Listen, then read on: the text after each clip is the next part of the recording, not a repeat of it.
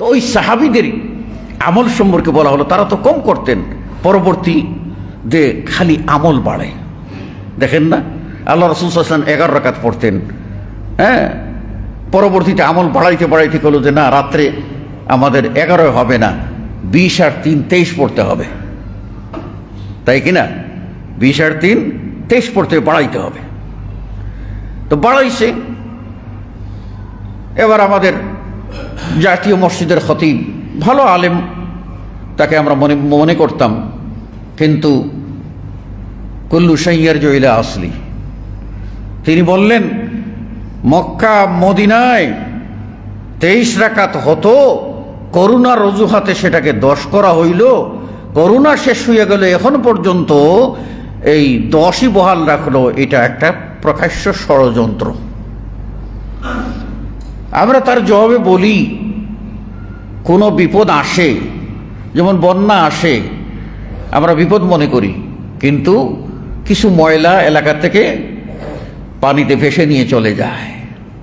করোনার সুবাদে এই 10 আর 11 আল্লাহ নবী যেটা পড়তেছিলেন, সেই সালাতটা আবার মক্কা মদিনায় জারি হয়েছে, আলহামদুলিল্লাহ।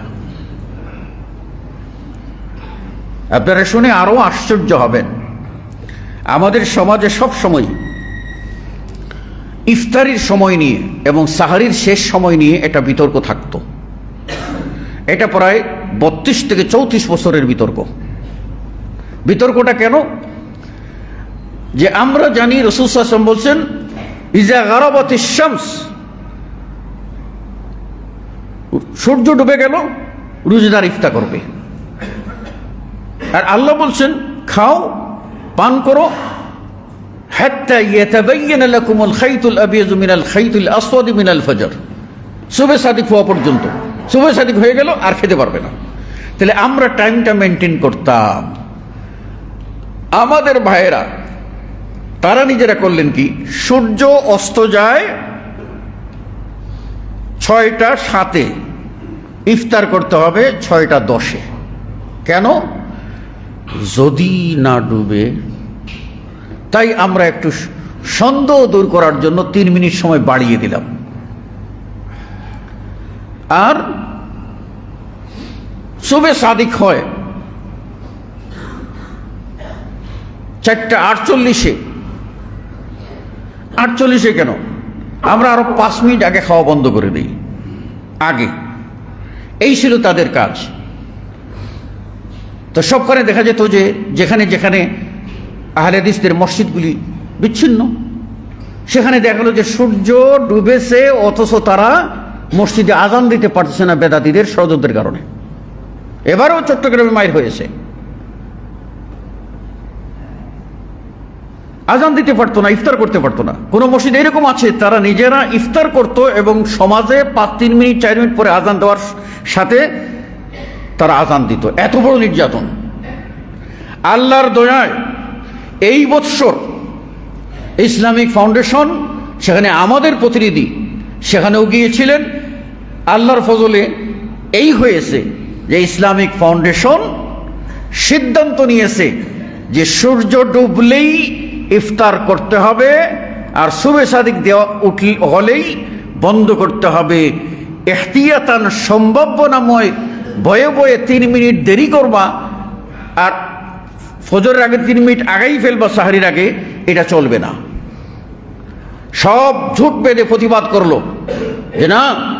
তারপরে আবার ইসলামিক ফাউন্ডেশনের সচিব তিনি একেবারে প্রেস বিজ্ঞপ্তি দিয়ে পরিষ্কার জানিয়ে দিলেন, এটা সর্বসম্মত সিদ্ধান্ত, হাদিস মতো সিদ্ধান্ত, সূর্য অস্ত গেলেই ইফতার হবে, হ্যাঁ, এতে এবং আজানও হবে। আজান আর ইফতারের 2 সময় নয়, একই সময় পরিষ্কার করে জানিয়ে দিলেন। আর বললেন এটাই বলবৎ হবে, কেউ যদি ব্যক্তিগতভাবে 3 মিনিট বৈশা দেরি করেন, এটা তার ব্যক্তিগত ব্যাপার, কিন্তু এটাই হলো আসল সিদ্ধান্ত। এবার হানাফি আর আহলে হাদিসের ইফতারের সময়ে বাংলাদেশের কোথাও আর কোনো পার্থক্য নাই, সেহরির আজানে কোথাও কোনো পার্থক্য নাই, আলহামদুলিল্লাহ। কেন হয়েছে? আপনারা হয়তো মনে করবেন, অনেকের মনে প্রশ্ন আসে যে আমাদের খতিব সাহেব তো এখানে দেখা যাচ্ছে 15 বছর ধরে খুতবা দিচ্ছে, 16 বছর ধরে খুতবা দিচ্ছে, কোনো পরিবর্তন তো দেখি না। এইগুলির ঢেউ এই ইসলামিক ফাউন্ডেশনে দেখলেন যে একটা পরিবর্তন রাষ্ট্রীয়ভাবে হয়েছে। কারণ যদি সত্যিকার আহলে হাদিস আলেম ওলামা বেঁচে না থাকতেন, এই হক কথাগুলি বলা না হতো, তাহলে জাতি অন্ধকারের ভিতরে থাকতো, তারা ওটাকেই ঠিক মনে করত। ফল কিভাবে আসে দেখেন, নিরাশ হবেন না। আল্লাহ রাসূল সাল্লাল্লাহু আলাইহি ওয়াসাল্লাম বলছেন আলীকে, ওয়াল্লাহি লা ইয়াহদিয়াল্লাহু বিকা রাজুলান ওয়াহিদান খায়রুল লাকা মিন হুমুরিন নিআম। আল্লাহর কসম করে বলছি, হে আলী, তোমার দ্বারা যদি একজন ব্যক্তি হেদায়েত প্রাপ্ত হয়, একজন ব্যক্তি, তাহলে এটা আল্লাহর রাস্তায় জমিনের মূল্যবান সম্পদ ব্যয় করার চেয়েও উত্তম। আপনার আমার ত্যাগ কোরবানির বিনিময়ে যদি আমার 60-70 বছর জীবনে যদি একজন মানুষ একটা সুন্নত মানে, তাহলে এটাই আমার মুক্তির জন্য যথেষ্ট হবে। এই চিন্তা মাথায় রাখতে হবে।